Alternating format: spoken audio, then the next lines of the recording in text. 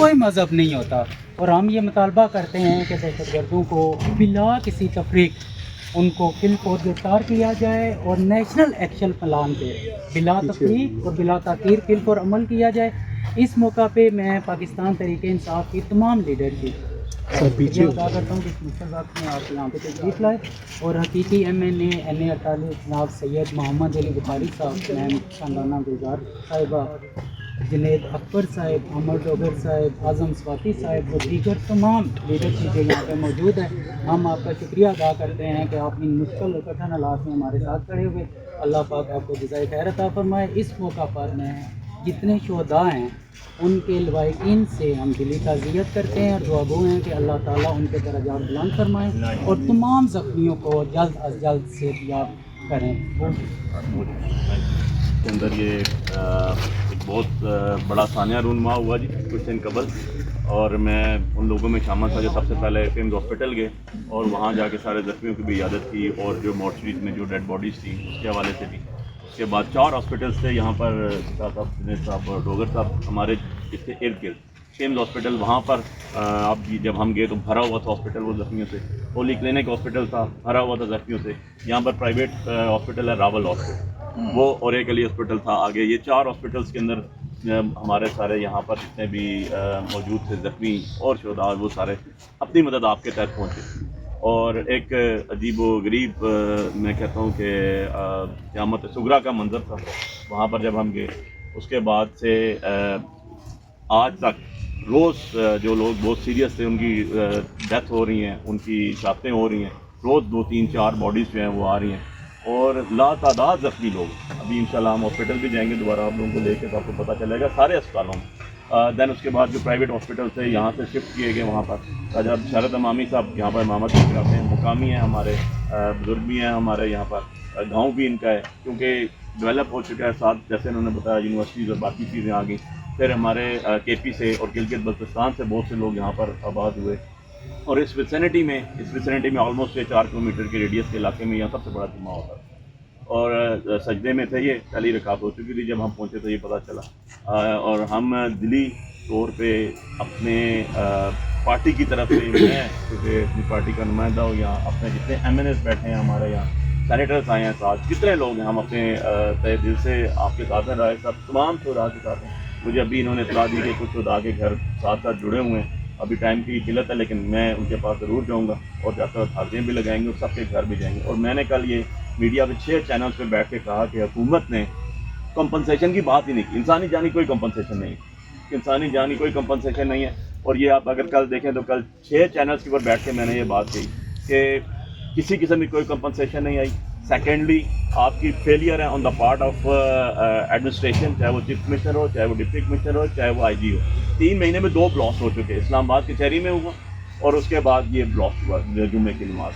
تو کیسے وہ آ گیا بندہ یہاں پر، کیسے انویسٹیگیشن ایجنسیز کو چھوڑ کے یہاں پر وہ نکل آیا؟ کہتے ہیں کہ اس نے جیکٹ پہنی اور نشارہ سے چلا یہاں آ گیا۔ اسلام آباد تو سارا یرغمال ہوا ہوا ہے، ہر روڈ کے اوپر ناکے لگے ہوئے ہیں، ہر گاڑی کو روکا جاتا ہے، شیشے اتار کے منہ چیک کیے جاتے ہیں، نگاہ نامے مانگے جاتے ہیں۔ فار گاڈ سیک کس جگہ پر آپ پہنچ گئے ہیں، کس جگہ آ چکے ہیں، اور یہاں کی پوزیشن یہ ہے دیہی علاقہ ہے۔ یہاں پر اگر میں کہوں کہ میں لوگوں کو نہیں جانتا ہوں یا راج صاحب کہیں یہ نہیں جانتے ہیں تو یہ 100 میں سے 90 بندوں کو ہم جانتے ہوں، کیونکہ لوکل سسٹم کا علاقہ ہے یہ۔ بٹ سم ہاؤ ادر بہت بڑا انسیڈنٹ ہے راج صاحب، اور ہم اس میں دلی طور پہ، جانی طور پہ، مالی طور پہ، لیگل اسسٹنس پہ ہر طرح سے آپ کے ساتھ کھڑے ہیں۔ بہت شکریہ۔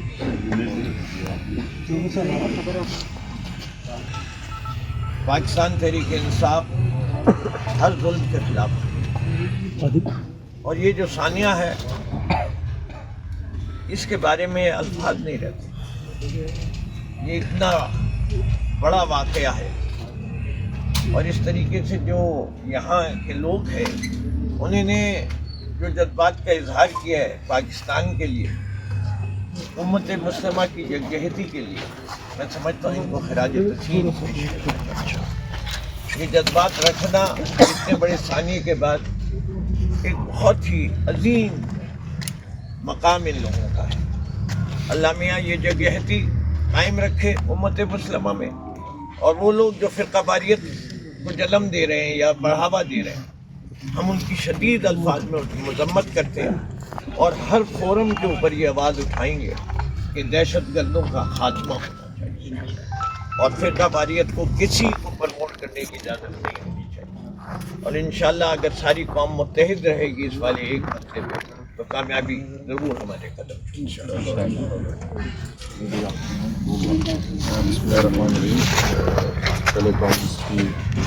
کی جتنی بھی مذمت کی جائے گرم ہے. ہم شہیدوں کے ساتھ، ہمارے زخمی بھائی جو ہے اس کے ساتھ ہے، اور آپ کے اوسرین کو ہم سلام. اس طرح انہوں نے بات کی ہے اس مشکل وقت میں بھی آپ پاکستان کی بات کر رہے ہیں، آپ اتحاد کی بات کر رہے ہیں، تو ہم آپ کو خیر تحسین پیش کرتے ہیں کہ باوجود اس اتنا دکھ اٹھایا آپ لوگوں نے، اتنی زخمی شہید اٹھائے، پھر بھی کھڑے پاکستان تحریک انصاف اس مشکل کے وقت میں آپ کے ساتھ کھڑی ہے. اسی ٹائم بھی جب واقعہ ہوا تو ہم سارے میں نے اس ٹائم بھی ہم نے حاضری لگائی تھی،